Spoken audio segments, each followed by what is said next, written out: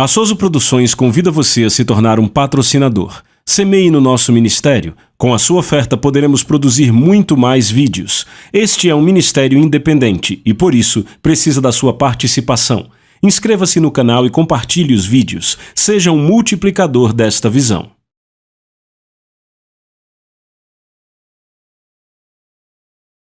Os versículos usados nos vídeos que traduzimos nem sempre correspondem a versões em português. Muitas vezes precisamos traduzir do original em inglês para fazerem sentido no contexto do vídeo. Nós estamos começando a 10ª hora.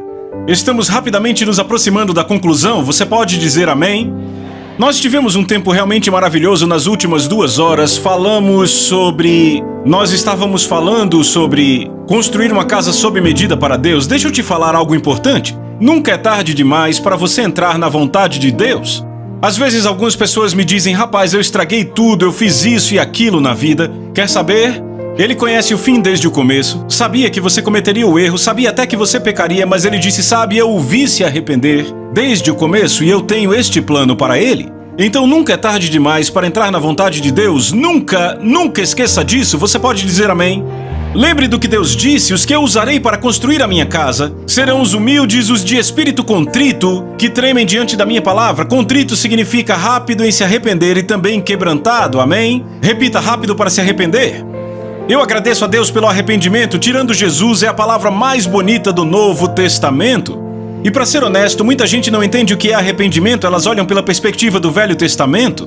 Acham que é se castigar e vestir uma roupa de saco, mas veja, arrependimento significa uma completa mudança de mente e coração. Era assim que você via as coisas e de repente a sabedoria de Deus chega e você, uou! Você diz: eu vou deixar a minha visão estúpida e vou abraçar a sabedoria de Deus. Isso é arrependimento. Você pode fazer com muitas lágrimas e muitas vezes sem lágrima nenhuma. É uma mudança completa de coração. Sou eu deixando a minha visão estúpida e abraçando a sabedoria de Deus. Você não ama Deus? Eu te digo, eu sou completamente apaixonado por Ele. Bem, hoje vamos falar sobre o capítulo 10, que é o capítulo sobre multiplicação. Repitam: multiplicação. Eu vou ler algumas passagens, mas antes disso, vá comigo para 1 Coríntios capítulo 15. É onde vamos começar nossa jornada hoje, e eu digo a vocês, eu estou muito empolgado. É até difícil esperar para chegarmos ao final dessas 3 horas. Aleluia! Enquanto você encontra aí, eu vou ler algumas passagens. João capítulo 4, versículos 36 e 37, na Nova Tradução Viva, Jesus diz assim: os ceifeiros recebem bons salários. Repitam: bons salários. E os frutos que colhem são pessoas que são levadas à vida eterna. Que alegria aguarda tanto o semeador quanto o ceifeiro? Vocês conhecem o ditado: uma pessoa planta e outra colhe, e é verdade? 1 Coríntios 3, verso 8, diz assim na Nova Tradução Viva: aquele que planta e aquele que rega trabalham como um time, com o mesmo propósito, mas eles serão recompensados individualmente. Repitam: recompensados, de acordo com o seu próprio trabalho e esforço. Então vemos que Jesus está falando de receber salários, são recompensas. Ele está falando de ser recompensado. Paulo fala de ser recompensado individualmente. São nossas recompensas no tribunal de Cristo, amém? Há um julgamento vindouro para os crentes. Chama-se o tribunal de Cristo. Prestaremos contas do que fizemos no corpo, seja bom ou mal. Você pode dizer amém? Eu acho que isso ficou entendido, não foi? E por entendermos isso, podemos nos preparar apropriadamente. Veja, eu vou voltar para a 1ª hora. Sabe, eu lembro quando eu estava em Singapura e ouvi a história de um holandês. Na Holanda é liberado fumar maconha, em Singapura é ilegal. E lá vai o holandês para Singapura, lá a pena de morte para traficantes. Isso está escrito no cartão de entrada quando você entra lá. Um holandês entrou em Singapura e começou a compartilhar suas drogas com seus novos amigos de Singapura e foi preso. Foi levado diante do juiz e condenado. Ele olha para o juiz e diz: de onde eu venho? Isso não é contra a lei? E o juiz diz: em Singapura isto é contra a lei. Você é culpado. Não é sábio sentarmos por algumas horas e ouvirmos a vontade de Deus para podermos ir ao tribunal de Cristo com confiança, porque sabe, podemos ir ao tribunal de Cristo confiadamente. Como é possível? Aperfeiçoando ou amadurecendo o amor de Deus em nós. Você pode dizer amém? O amor de Deus é aperfeiçoado ou amadurecido em nós como? Quando guardamos a palavra dele. Diga isso comigo: guardar a palavra dele. 2 João verso 6 diz: este é o amor de Deus, que guardemos seus mandamentos. Ouvir a palavra do amor de Deus é o que aperfeiçoa o nosso amor, e o amor é o que nos dará confiança diante do tribunal de Cristo. Amém? Então vamos falar sobre recompensas hoje, amém? Isso é empolgante? Certo, então eu quero falar aqui que cada um de nós tem uma responsabilidade diferente, mas os nossos chamados diferentes produzem um resultado. Um resultado, vidas sendo impactadas eternamente. Eu vou dizer de novo. Cada um de nós tem diferentes responsabilidades, diferentes chamados. Mas os nossos chamados diferentes têm um resultado, vidas sendo impactadas eternamente. Muitos acreditam que apenas os ministérios que alcançam milhares ou milhões estarão na linha de frente do céu, mas eu vou mostrar nas próximas horas que absolutamente isso não é verdade. E eu te digo, isso vai te empolgar. Cada um de nós tem a oportunidade de ser recompensado grandemente, porque Deus não recompensa como o homem recompensa. Deus recompensa de acordo com atos de obediência, repitam, atos de obediência. Se ele não agisse assim, nós teríamos vários empresários no ministério, o que levaria a uma competição, e isto não é Deus. Lembre, você está numa corrida competindo para vencer, mas só compete com uma pessoa, com você mesmo. Você não está competindo com outras pessoas. A própria Bíblia diz que você não é sábio quando se compara a outras pessoas. Você pode dizer amém para isso? Então, quando eu olho isso e eu quero ler um pouco para vocês, Deus julga e recompensa de acordo com o que fomos chamados para fazer, com o que nos foi dado para fazer. Você pode dizer amém? Em 1 Coríntios capítulo 15, eu quero notar o que Paulo diz, porque isso é ilustrado aqui. Paulo diz no versículo 9, pois eu sou o menor dos apóstolos. Eu quero que você olhe para mim. Este livro foi escrito em 56 depois de Cristo, 10 anos antes de Paulo terminar sua carreira. Ele já tinha feito 3 das suas grandes viagens apostólicas, havia fundado mais igrejas que qualquer outro no mundo, tinha igrejas na Europa Ocidental, bem como por toda a Ásia. E ainda assim, escrevendo, ele diz, eu sou o menor dos apóstolos. Sabia que a Bíblia não traz falsa humildade, porque falsa humildade leva ao engano? Não era apenas uma frase bonita e ele pensando, todos vão achar que eu sou humilde, eu vou mostrar que eu sou humilde. Ele escreve, eu sou o menor dos apóstolos, mas por dentro ele pensa, eu sou o maior deles.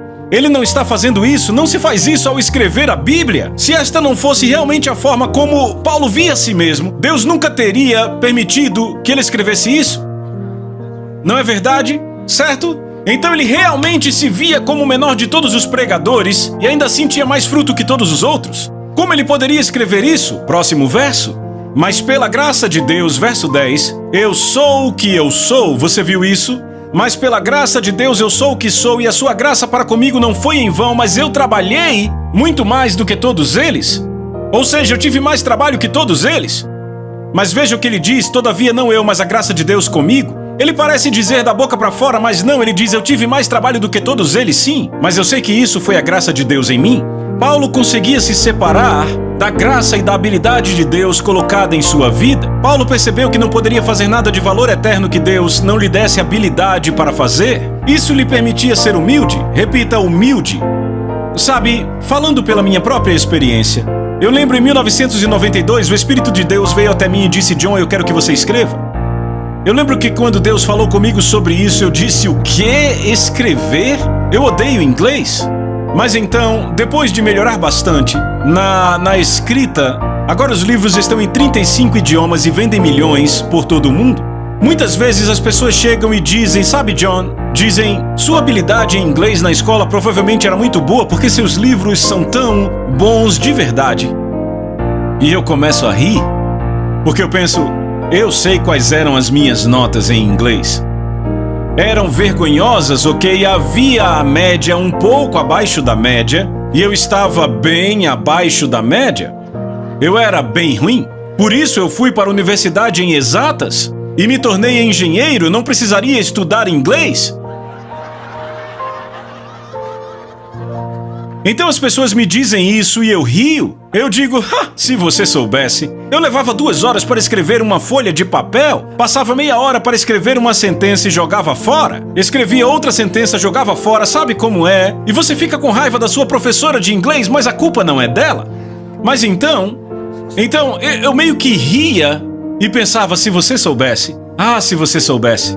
Sabe, eu escrevo cada palavra ali, não é um ghostwriter que escreve de cada livro meu, sabe? Eu escrevo todas as palavras, eu escrevo cada palavra, eu estou no 12º, não 11º, são 11 livros.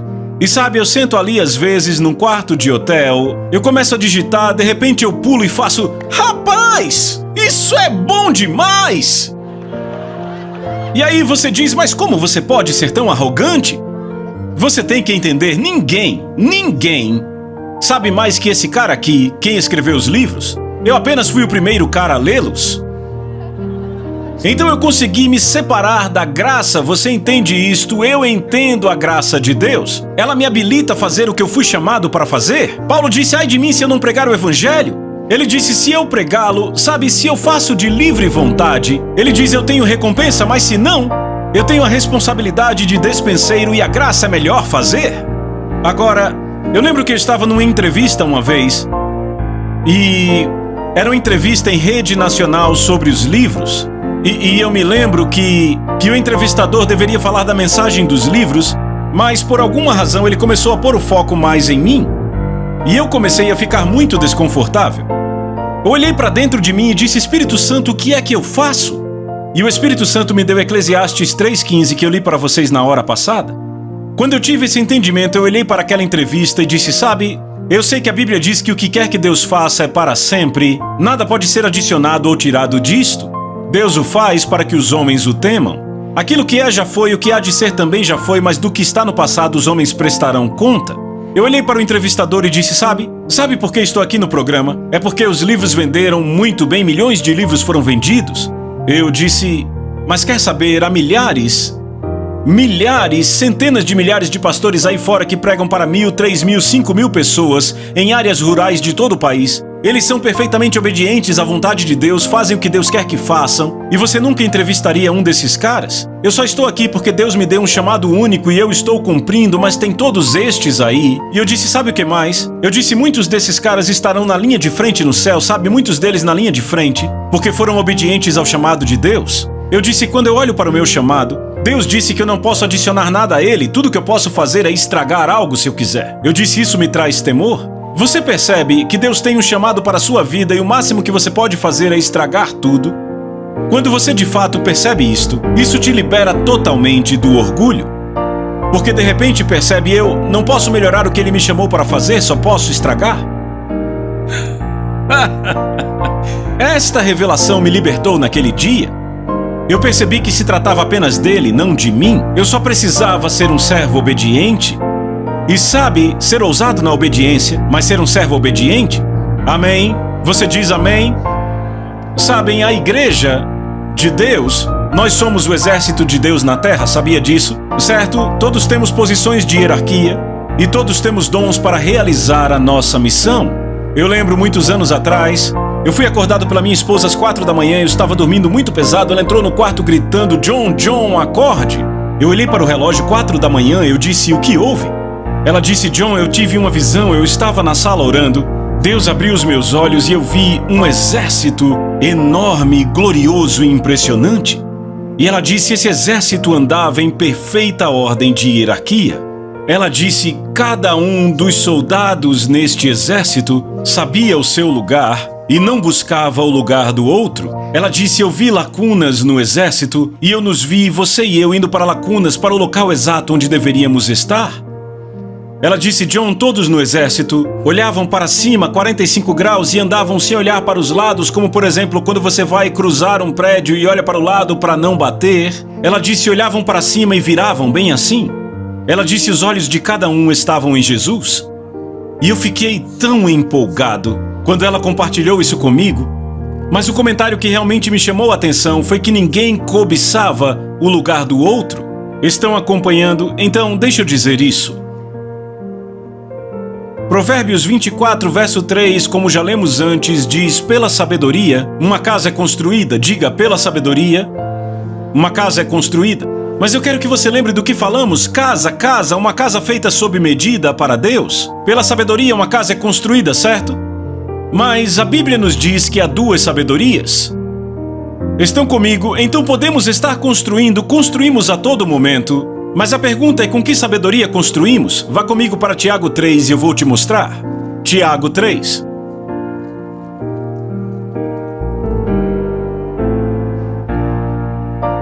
Há uma sabedoria do céu e há uma que não é.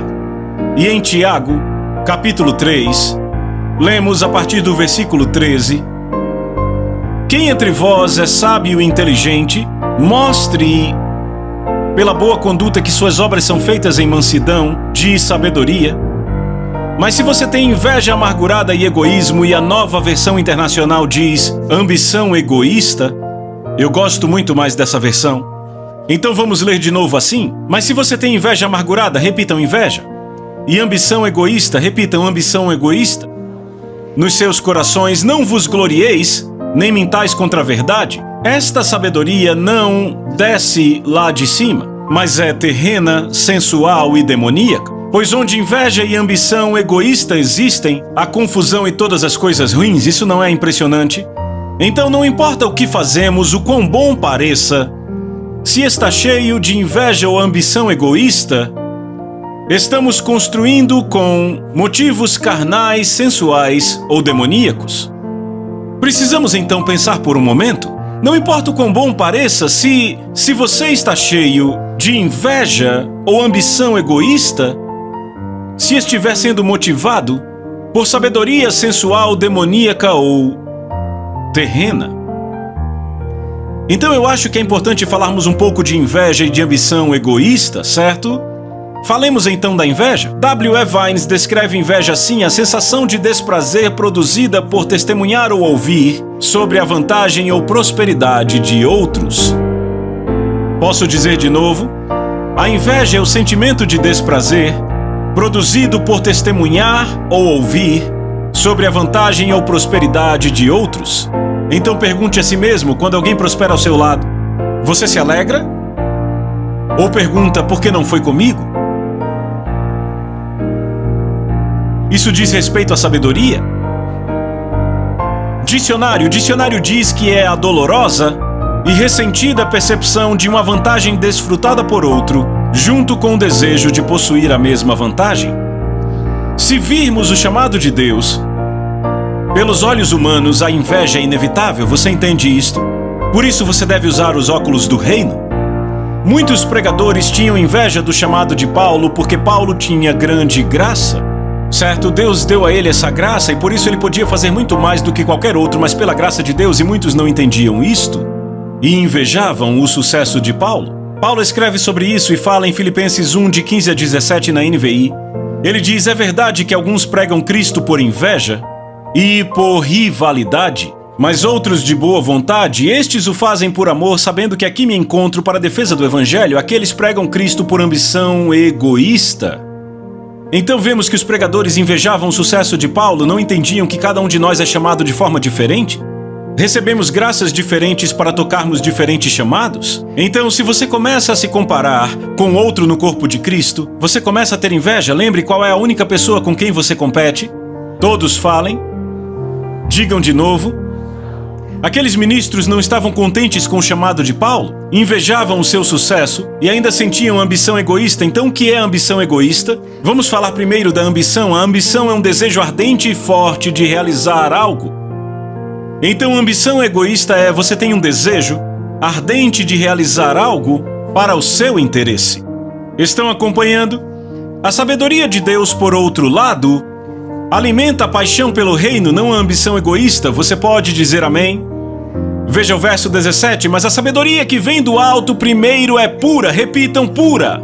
Depois pacífica, amável, compreensiva, cheia de misericórdia, de bons frutos, imparcial e sincera. O fruto da justiça semeia-se em paz para os pacificadores. Primeiramente, a sabedoria de Deus é pura, repita, pura. O que significa isso? Não tem duas caras? Você não tem uma aparência externa de santidade misturada com motivação invejosa e egoísta por dentro? Você não chega para alguém e diz, eu estou tão feliz que você conseguiu isso, e por dentro diz, eu não acredito que ele conseguiu. Entendem o que eu digo? Estão comigo? E você diz, se eu tiver isso dentro de mim, trate disto. Arrependa-se, e quando você se arrepende, esta humildade e a graça de Deus te darão a habilidade de não se alimentar com a inveja e com a ambição egoísta. Veem, muitos de nós não recebem algumas coisas porque não entendem a beleza do arrependimento. Quando você diz, Deus, a culpa é minha, sou eu que tenho um problema aqui. Senhor, eu odiei e eu me arrependo. Aí Deus diz, eu vou tirar isto, e Ele te dá graça para andar na sabedoria dEle. Eu amo isso. Eu não sei você, mas eu amo isso. É muito legal, não é? Certo, o objetivo não é ser o maior, mas obediente ao chamado. O objetivo da sabedoria pura não é ser o maior. Ouça, eu vi um dos maiores ministérios da América cair porque o objetivo era ser o maior ministério. Eu trabalhei lá. Era uma paixão alimentada pelo homem que estava na liderança. Eles tinham uma congregação de 4.000 lugares, 8.000 membros, influenciavam o país todo. E eu te digo, eu vi aquela igreja sair de 8.000 membros para 400. E o prédio nem existe mais. Ele foi demolido porque estava cheio de lixo.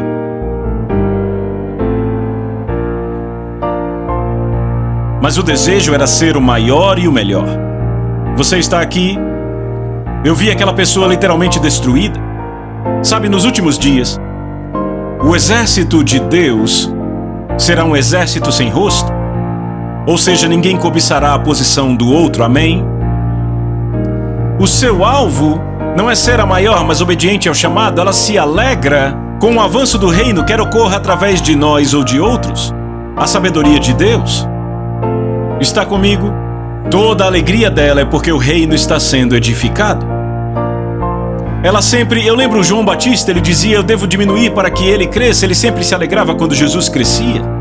Ela sempre tem o seu foco no bem dos outros, não de si mesma. A sabedoria de Deus é pacífica, não contenciosa, não autoritária, nem crítica ou dominadora. Não é dominadora. Sua motivação interior é ver outros andarem em piedade, cumprindo seus destinos. Há aqueles que amam o ministério e toleram as pessoas.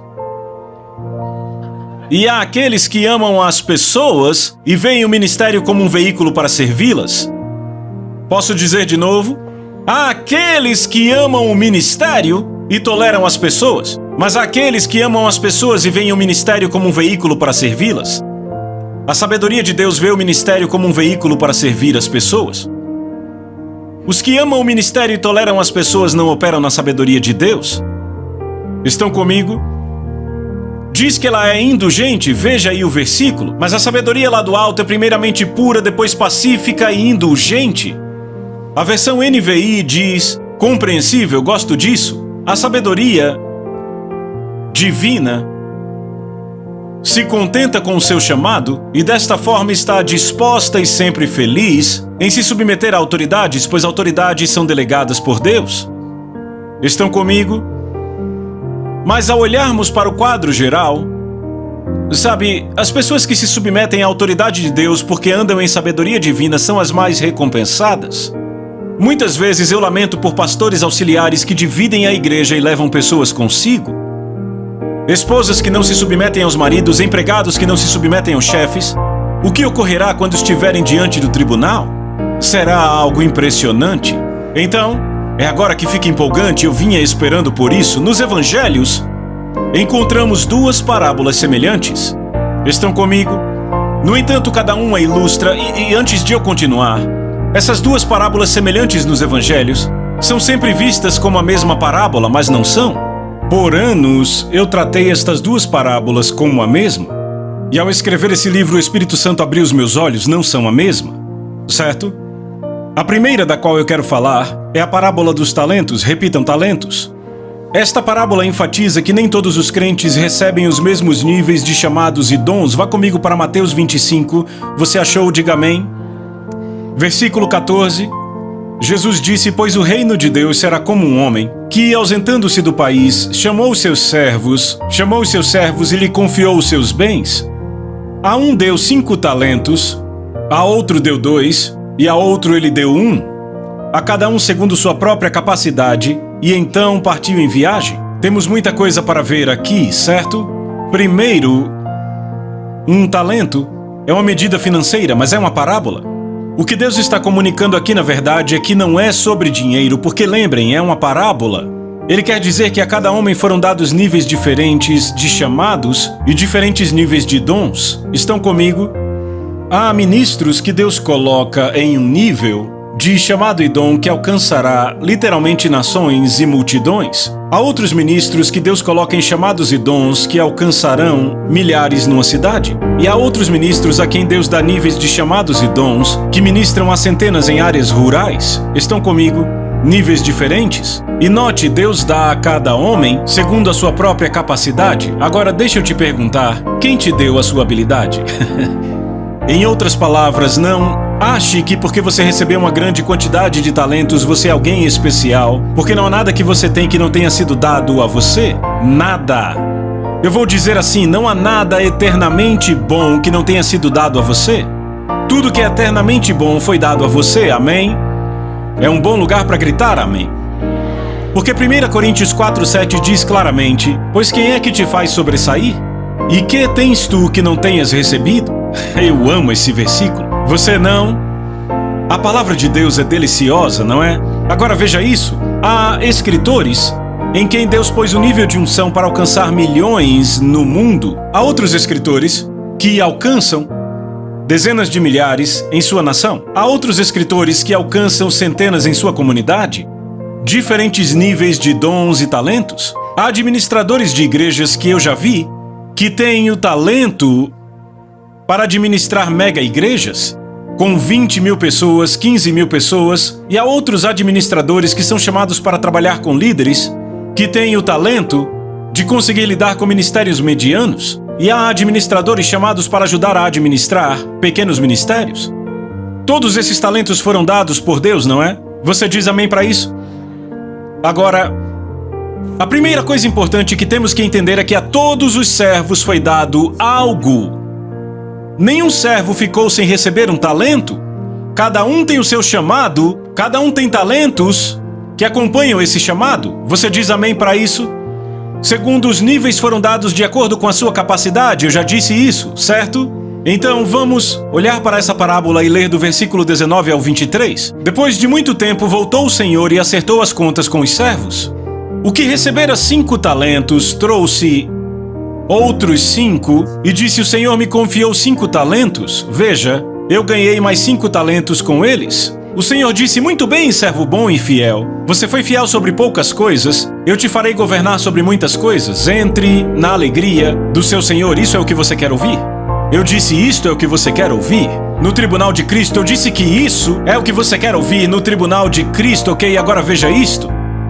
Verso 22, veio também o que recebera 2 talentos e disse: Senhor, o Senhor me confiou 2 talentos, veja, eu ganhei mais 2. O Senhor disse: muito bem, servo bom e fiel. Você foi fiel sobre poucas coisas, eu te farei governar sobre muitas coisas. Entre na alegria do seu Senhor. Você notou que a recompensa para este cara foi exatamente a mesma do outro? Nenhuma palavra diferente? Você viu isso? Certo, agora observe. Então que recebera um veio e disse: Senhor, eu sabia que o Senhor era um homem severo que colhe onde não plantou e ajunta onde não espalhou. Por isso tive medo. Saí e escondi seu talento no chão. Veja, aqui está o que lhe pertence. O Senhor respondeu e disse: servo mau e preguiçoso. Notem a palavra preguiçoso. Repitam: preguiçoso. Servo mau e preguiçoso. Deus nunca colocará a preguiça no lugar de destaque, ok? Você sabia que eu colho onde não plantei e que ajunto onde não espalhei? Então você deveria ter confiado meu dinheiro aos banqueiros para que quando voltasse recebesse de volta com juros. Tirem o talento dele e entreguem ao que tem 10. Agora, note que os 2 primeiros dobraram seus talentos. O de 5 dobrou para 10 e o de 2 para 4. Ambos receberam exatamente a mesma recompensa. O galardão, certo? Muito bem, servo bom e fiel, viram? Mas o cara que recebeu 1, certo? Pegou o seu e o enterrou. Ele provavelmente achava o seu insignificante, talvez tivesse um pouco de inveja do cara que recebeu 2 ou do que recebeu 5. E se perguntava por que eles têm tantos dons. Por que vendem tantos livros? Por que eles estão na TV? Por que tem tanta gente em suas igrejas? Por que se dão tão bem no mundo dos negócios? Por que dão dízimos e ofertas tão grandes? Ele viu seus pequenos negócios de forma insignificante? Veem isto? Mas quantos aqui sabem que Deus nunca dá um talento insignificante? Eu vou dizer de novo, ele nunca dá um talento insignificante. Provavelmente ele lutava com o sentimento de por que eu recebi menos? Porque eles têm uma influência nacional com uma igreja tão grande e eu não, então ele não cumpriu o seu chamado? Ele usou seu dom para si mesmo em áreas que não trazem proveito para o reino e provavelmente usou seu talento em áreas que não tinham a ver com seu chamado? Isso é o mesmo que enterrar o talento? E eu vou chegar nisso já já. Estão comigo? Então agora, se você olhar, os dois primeiros a mesma recompensa, certo? O de 5 não ganhou mais do que o de 2. Estão comigo? E aí, olhando para isto, eu volto para 92, quando Deus me instruiu a escrever. Sabe, quando Deus me disse para escrever em 1992, eu não fiz. Por 10 meses, eu não fiz, sabe por quê? Eu disse, não dá para eu escrever, eu odeio inglês. Você pegou a pessoa errada. 10 meses depois, o Senhor me enviou 2 mulheres de lugares diferentes da América, uma da Flórida, outra do Texas, num espaço de 2 semanas, e as 2 tinham a mesma palavra. John, se você não escrever o que ele quer que você escreva, ele dará a mensagem a outro e você será julgado. E ao ouvir a segunda 2 semanas depois da primeira, e eu disse, é melhor eu começar agora mesmo. Ok, agora me ouçam. Se eu não tivesse feito aquilo, eu não estaria aqui hoje. E o que me impressiona é que o que parecia tão insignificante acabou sendo uma das principais coisas que Deus usa para me impulsionar para que Ele possa cumprir o chamado que tem para mim. E se eu tivesse enterrado o talento, eu nem saberia que tinha um. Você vê que tudo é obediência? Eu disse tudo é obediência. Amém? Agora, vamos continuar. Já falamos bastante que você não pode adicionar nada ao seu dom ou chamado, certo? Não pode acrescentar nada. Certo, o dom de Deus não pode ser acrescentado ou diminuído. Entendem? No entanto, você pode colaborar com Deus para multiplicar o que você tem. Você está acompanhando? Em outras palavras, há alguns ministros, quer sejam homens ou mulheres, que receberam dons, mas por terem sido um pouco preguiçosos, não duplicaram como aqueles caras. Talvez apenas aumentaram em 1. Estão comigo? Então você não pode aumentar o que foi dado a você, além do que Deus já colocou em sua vida, certo? Mas eu quero trazer um novo conceito, ok? Você não pode acrescentar nada ao seu chamado ou dom, mas agora vamos falar da multiplicação que todo crente tem. Diga comigo, todo crente tem.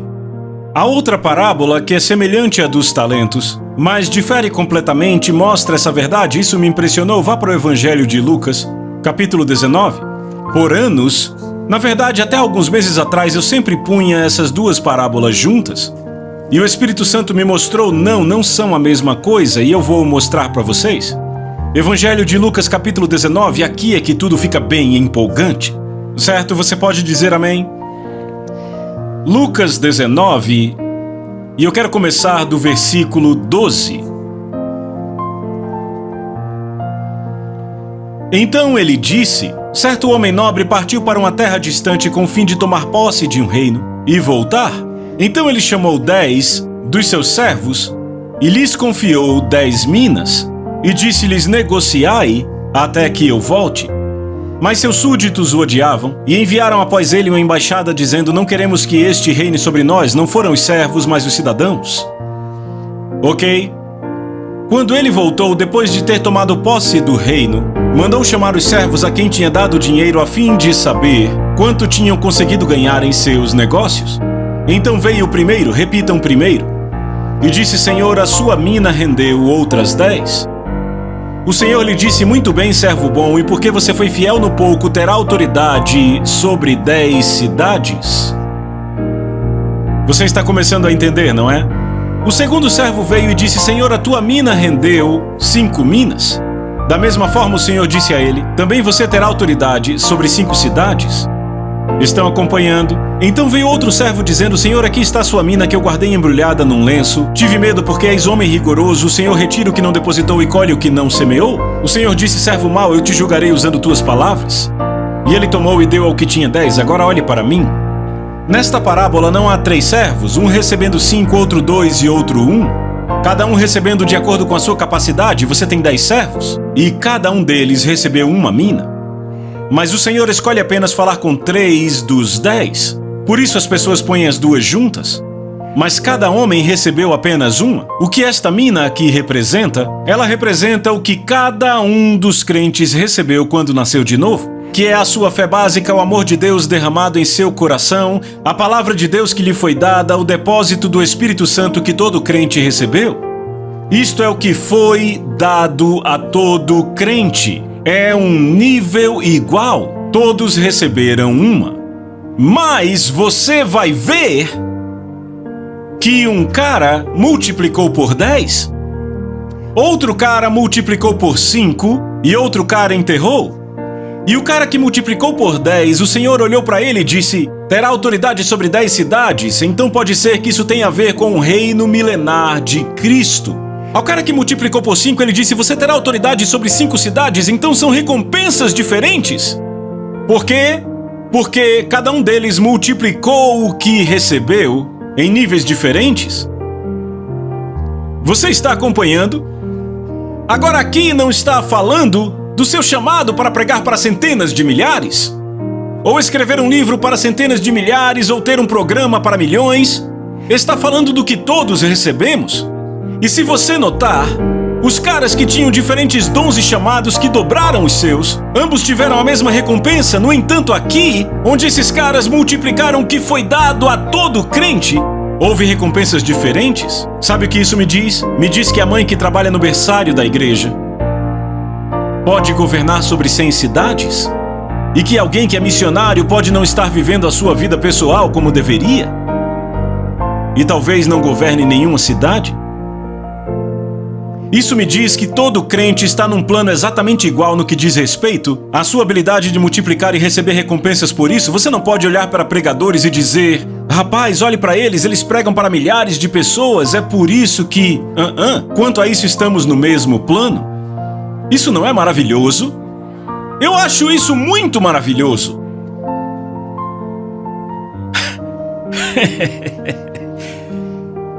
Isso me empolga. A maneira como multiplicamos determinará diretamente quanta autoridade nos será confiada no milênio, no novo céu e na nova terra. Se você lembrar da parábola do livro, lembra, Caridade era dona de um restaurante e Egoísta era um grande prefeito. Ele recebeu dons para ser prefeito, mas ainda assim o que ele fez? Quando eles foram para Afabel, ele acabou virando um jardineiro e ela foi governar com Jalen e recebeu o comando de um continente inteiro. Enquanto o outro foi chamado, ouçam, para servir todos os jardineiros daquele continente. Veja, santos e glorificados foram chamados para reinar, mas ele seria um jardineiro e ela governaria um continente. Veem isso? Isso ilustra exatamente o que Jesus diz aqui. Embora ela não tivesse o dom para ser uma grande governante em Endel, ela foi fiel no que Deus lhe deu e multiplicou. Entendem? Vá comigo para 2 Pedro, capítulo 1. 2 Pedro, você está aprendendo algo? Certo? 2 Pedro, diga amém se você achou. Capítulo 1, veja o versículo 2. Pedro escreve: graça e paz vos sejam multiplicadas no pleno conhecimento de Deus e de Jesus nosso Senhor. Repita: graça seja multiplicada. Visto como pelo seu divino poder nos têm sido doadas todas as coisas que conduzem à vida e à piedade pelo conhecimento completo daquele que nos chamou para a sua própria glória e virtude, pelas quais nos têm sido doadas as suas preciosas e muito grandes promessas, para que por elas vos torneis coparticipantes da natureza divina. Notem que a graça pode ser multiplicada em nossas vidas. Você viu isso no versículo 2, graça e paz vos sejam multiplicadas. O que esses dois servos fizeram? Eles pegaram as coisas básicas que receberam e então multiplicaram. Graça e paz vos sejam multiplicadas. Espera aí, não podemos fazer nada de valor eterno a não ser que seja pela graça de Deus? Correto? Mas como a vida é multiplicada em nossa vida? Pelo conhecimento. Essa palavra conhecimento não é o conhecimento de livros, mas o conhecimento íntimo. Então, quanto mais íntimos somos de Deus, o que acontece? Recebemos mais graça, podemos fazer mais e multiplicar mais. Por isso que todo crente deve passar tempo de qualidade com Deus, deve orar, deve ler a Bíblia, deve ouvir ministrações ungidas e ir à igreja. Por isso vocês são os espertos aqui. Estão comigo? Certo, quando fazemos isso, graça é multiplicada em nossa vida, nos dando habilidade para fazer mais. Certo, estão acompanhando? Eu tenho visto isso em todas as áreas da minha vida, não tenho tempo agora, mas eu falo disso no livro. Crescendo na palavra, eu consegui fazer mais em menos tempo. Se eu tenho um machado cego e quero cortar uma árvore, pode levar um dia todo para cortá-la com um machado cego. Mas se eu afio o meu machado, eu posso usar a mesma quantidade de energia e cortar 5 árvores. Quando eu só conseguia cortar uma, graça e paz multiplicadas em sua vida, por entrar na palavra, ter intimidade com Deus, isso vai te afiar. Eu vou provar que isto é verdade. Ok? Provérbios 9, versos 10 e 11 na Nova Tradução Viva diz: o temor do Senhor é o princípio da sabedoria, como se edifica a vida. Sabedoria!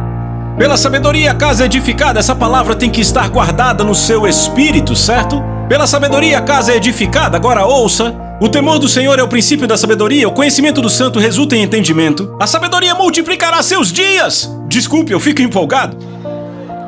E adicionará anos à sua vida. Veja, eu vou colocar isso aqui na tela. Veja isso. Vai multiplicar os seus dias e adicionar anos à sua vida.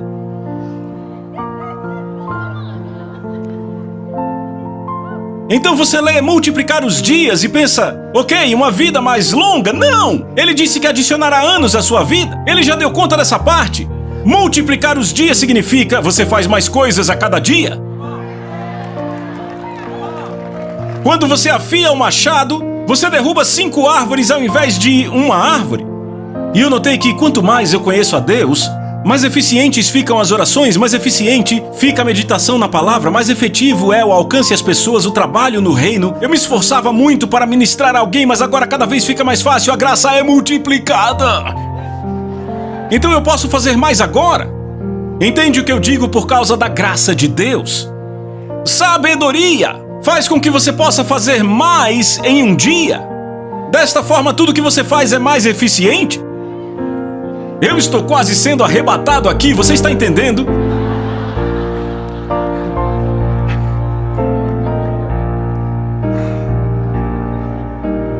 Outra passagem, Provérbios 3, verso 2, diz: porque eles aumentarão os teus dias e te acrescentarão anos de vida e paz. Entendimento e sabedoria. Em outras palavras, a graça de Deus multiplica nosso tempo. É disso que se trata. Lembra do que a Bíblia diz, remindo o tempo? Estão comigo? Então, na próxima hora, vamos continuar daqui porque estamos no meio do estudo disso. Eu vou continuar e te mostrar como em diferentes áreas podemos multiplicar nossa vida, você vai ver.